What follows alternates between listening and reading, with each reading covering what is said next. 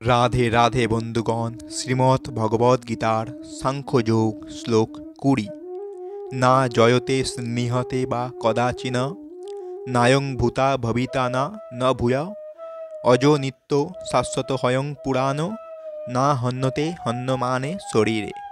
অর্থাৎ আত্মার কখনো জন্ম হয় না বা মৃত্যু হয় না, অথবা পুনঃ পুনঃ তার উৎপত্তি বা বৃদ্ধি হয় না। তিনি জন্মরহিত, শাশ্বত, নিত্য এবং পুরাতন হলেও চিরনবীন। শরীর নষ্ট হলেও আত্মা কখনো বিনষ্ট হয় না। এর তাৎপর্য, গুণগতভাবে পরমাত্মা ও তার পরমাণু সদৃশ অংশ জীবাত্মার মধ্যে কোনোই পার্থক্য নেই। জড় দেহের যেমন পরিবর্তন হয়, আত্মার তেমন কোনো পরিবর্তন হয় না। তাই আত্মাকে বলা হয় কূটস্থ, অর্থাৎ কোনো কালে কোনো অবস্থায় তার কোনো পরিবর্তন হয় না। জড় দেহে 6 রকমের পরিবর্তন দেখা যায়। মাতৃগর্ভে তার জন্ম হয়, তার বৃদ্ধি হয়, কিছুকালের জন্য স্থায়ী হয়, তা কিছু ফল প্রসব করে, ক্রমে ক্রমে তা ক্ষয়প্রাপ্ত হয় এবং অবশেষে তার বিনাশ হয়। আত্মার কিন্তু এই রকম কোনো পরিবর্তন হয় না। আত্মার কখনো জন্ম হয় না, কিন্তু যেহেতু সে জড় দেহ ধারণ করে, তাই সেই দেহটির জন্ম হয়। যার জন্ম হয় তার মৃত্যু অবধারিত। এটিই হচ্ছে প্রকৃতির নিয়ম। তেমনি আবার যার জন্ম হয় না, তার কখনো মৃত্যুও হতে পারে না। আত্মার কখনো জন্ম হয় না, তাই তার মৃত্যুও হয় না। আর সেই জন্য তার অতীত, বর্তমান অথবা ভবিষ্যৎ বলে কিছু নেই। সে নিত্য, শাশ্বত ও পুরাতন। অর্থাৎ কবে যে তার উদ্ভব হয়েছিল তার কোনো ইতিহাস নেই। আমরা দেহ চেতনার দ্বারা প্রভাবিত, তাই আমরা আত্মার জন্ম ইতিহাস খুঁজে থাকি। কিন্তু যা নিত্য, শাশ্বত, তার তো কোনো শুরু থাকতে পারে না। দেহের মতো আত্মা কখনো জরাগ্রস্ত হয় না। তাই বৃদ্ধ অবস্থাতেও মানুষ তার অন্তরে শৈশব অথবা যৌবনের উদ্যমতা অনুভব করে। দেহের পরিবর্তন কখনো আত্মাকে প্রভাবিত করে না। জড় দেহের মতো আত্মার কখনো ক্ষয় হয় না। দেহের মাধ্যমে যেমন সন্তান সন্ততি উৎপন্ন হয়, আত্মা কখনো তেমনভাবে অন্য কোনো আত্মা উৎপাদন করে না। দেহজাত সন্তান সন্ততিরা প্রকৃতপক্ষে ভিন্ন ভিন্ন আত্মা। স্ত্রী পুরুষের দেহের মিলনের ফলে আত্মা নতুন দেহপ্রাপ্ত হয় বলে সেই আত্মাকে কোনো বিশেষ স্ত্রী পুরুষের সন্তান বলে মনে করা হয়।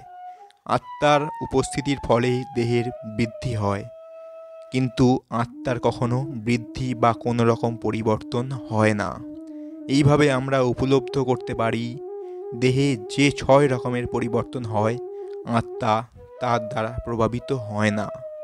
কণ্ঠ উপনিষদে গীতার এই শ্লোকের মতো একটি শ্লোক আছে, না জয়তে স্নিহতে বা বিপরিশ্চিং কুতশ্চিন্ন বভূত কশ্চিৎ, অজনিত্য শাশ্বত হয়ং পুরাণ ন হন্যতে হন্যমান্য শরীরে।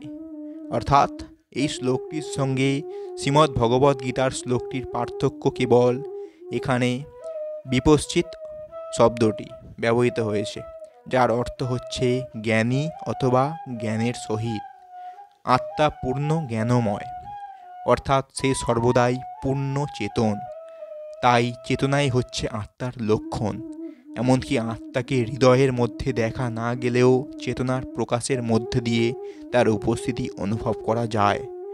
অনেক সময় মেঘের আড়ালে ঢাকা পড়ে যাওয়ার ফলে অথবা অন্য কোনো কারণে সূর্যকে দেখা যায় না, কিন্তু সূর্যের আলো সর্বদাই রয়েছে এবং আমরা দৃঢ়ভাবে বিশ্বাস করি যে এখন দিনের বেলা। ভোরের আকাশে যখন একটু আলোর আভাস দেখতে পাওয়া যায়, তখনই আমরা বুঝতে পারি আকাশে সূর্যের উদয় হচ্ছে। ঠিক তেমনই মানুষই হোক বা পশুই হোক, কীট পতঙ্গই হোক বা উদ্ভিদ হোক, একটুখানি চেতনার বিকাশ দেখতে পেলেই আমরা তাদের মধ্যে আত্মার উপস্থিতি অনুভব করতে পারি। আত্মার সচেতনতা ও পরমাত্মার সচেতনতার মধ্যে অবশ্য অনেক পার্থক্য রয়েছে, কারণ পরমাত্মান হচ্ছে সর্বজ্ঞ, তিনি সর্ব অবস্থায় ভূত ভবিষ্যৎ ও বর্তমান সম্বন্ধে সম্পূর্ণভাবে অবগত। স্বতন্ত্র জীবের চেতনা বিস্মৃতিপ্রবণ। সে যখন তার সচ্চিদানন্দময় স্বরূপের কথা ভুলে যায়, তখন সে শ্রীকৃষ্ণের পরম উপদেশ থেকে শিক্ষা ও আলোকপ্রাপ্ত হয়। কিন্তু শ্রীকৃষ্ণ বিস্ময়শীল জীবের মতো নয়। তাই যদি হতো, কৃষ্ণের ভগবদ্গীতার উপদেশগুলি অর্থহীন হয়ে পড়ত। আত্মা দু রকমের হয়, অনু আত্মা ও পরমাত্মা বা বিভু আত্মা। কণ্ঠ উপনিষদে তার বর্ণনা করে বলা হয়েছে, অরণ্যতা স্মহত মহিমায় আত্মাস্য যন্তনিহৃত গুহাম আও ততশ্রুত পশ্যতি বিতশোক ধাতু প্রসাদাত্মাহীনতাম্য। অর্থাৎ পরমাত্মা ও জীবাত্মা উভয়ই বৃক্ষ সদৃশ, জীবদেহের হৃদয়ে অবস্থিত, যিনি সব রকমের জড় বাসনা ও সব রকমের শোক থেকে মুক্ত হতে পেরেছেন। তিনি কেবল ভগবানের কৃপার ফলে আত্মার মহিমা উপলব্ধি করতে পারেন। ভগবান শ্রীকৃষ্ণ হচ্ছেন পরমাত্মার উৎস, আর অর্জুন হচ্ছেন তার প্রকৃত স্বরূপ সম্পর্কে আত্মবিস্তৃত জীবাত্মা। তাই তাকে শ্রীকৃষ্ণের কাছ থেকে অথবা তার সুযোগ্য প্রতিনিধি সদ্গুরুর কাছ থেকে এই পরম তত্ত্বজ্ঞান লাভ করতে হয়। তো বন্ধুগণ, এটাই ছিল শ্রীমদ্ ভগবদ্গীতার সাংখ্যযোগের শ্লোক 20। এই রকম সম্পূর্ণ ভগবদ্গীতা শুনতে আমাদের চ্যানেলটি সাবস্ক্রাইব করবেন এবং সঙ্গে থাকবেন। রাধে রাধে।